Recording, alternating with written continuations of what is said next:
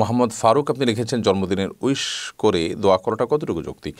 ইসলামী দৃষ্টিতে জন্মদিবস উদযাপনেরই কোনো নির্দেশনা নেই, বরং এটি অগ্নিপূজকদের থেকে এসেছে এবং এটি তাদের পুজোর অংশ হিসেবে এসেছে। আমরা যদি আজকাল সেটাকে একটা কমন সংস্কৃতি বানিয়ে নিয়েছি এবং এরপর এটা একসময় খ্রিস্টানরা এটা পালন করতো না, ধর্মীয় কারণে করতো না, কিন্তু দুঃখজনক যে খ্রিস্টানরাও এখন এটিকে তাদের ধর্মের কাজ মনে করে বা তাদের নিজস্ব কালচার মনে করে তারা এটাকে পালন করছে।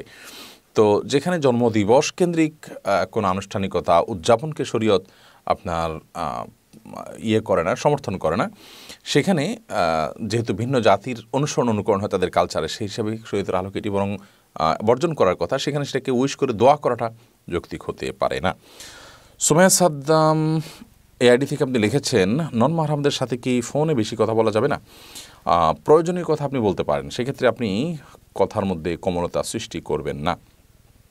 কারণ আপনি কণ্ঠের মধ্যে যখন কোমলতা সৃষ্টি করবেন, আপনি যখন নরম সুরে কথা বলবেন, তখন সেক্ষেত্রে আল্লাহ তাআলা কোরআনে কারিমে যেটি বলেছেন যে ফায়াতমা আল্লাযী ফি কলবিহি মারাদ, যাদের অন্তরে রোগ আছে তারা আপনার এর কারণে তাদের অন্তরের মধ্যে বাজে চিন্তা আসবে এবং লোভ তৈরি হবে, গুনাহ হবে, জল্পনা কল্পনা হবে। সেজন্য আল্লাহ বলেছেন ফাল্লা তাখদা'না বিল কওল, তোমরা কথা বললে পরনারীর সাথে যখন পরপুরুষের সাথে যখন তোমাদের কথা বলতে হবে, ফাল্লা তাখদা'না বিল কওল, তোমরা কথাকে কোমল করবে না।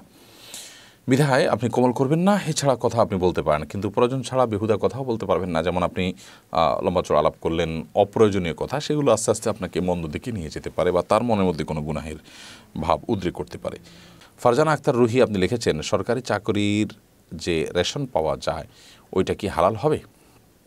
সরকারি চাকরির করার কারণে আপনাকে অল্প দামে জিনিস দেওয়া হয়, সেটা আপনি নিতে পারেন, কোনো অসুবিধা নেই। এমনকি বেসরকারি চাকরিতে অনেক সময় হয় যে কোম্পানিতে আপনি চাকরি করছেন, কোম্পানি আপনাকে বেতন দিচ্ছে, সেই সাথে আপনার জীবনযাত্রার জন্য সহজ হয়, অল্প দামে আপনাকে অনেক জিনিস তারা দিচ্ছে, এটা নেওয়াটা জায়েজ হবে, এটা না জায়েজ হওয়ার কোনো কারণ নেই। সাকিব শিকদার আপনি লিখেছেন আমার মা ওমরা হজ করবেন, আমার বাবা প্রবাসী, আম্মু কি দেশে থেকে অন্য কারোর সাথে গিয়ে আব্বুর সাথে হজ করলে গুনাহ হবে কিনা? আপনার মা ওমরা করবেন, আলহামদুলিল্লাহ। আপনার বাবা একজন প্রবাসে আছেন তিনি, কিন্তু আপনার মা যে সফর করে যাবেন সেই সফরে তো তার সাথে কেউ থাকছে না, যার কারণে তার সফরের এই অংশটা গুনাহ হবে। হ্যাঁ, ওমরা করার সময় আপনার বাবা থাকছেন, সাথে থাকছেন, বা ওখানে যে সফরটা আছে সেই সফরে আপনার বাবা থাকছেন, তাহলে সফরের সেই অংশটা গুনাহমুক্ত হচ্ছে, জাস্ট এটুকু।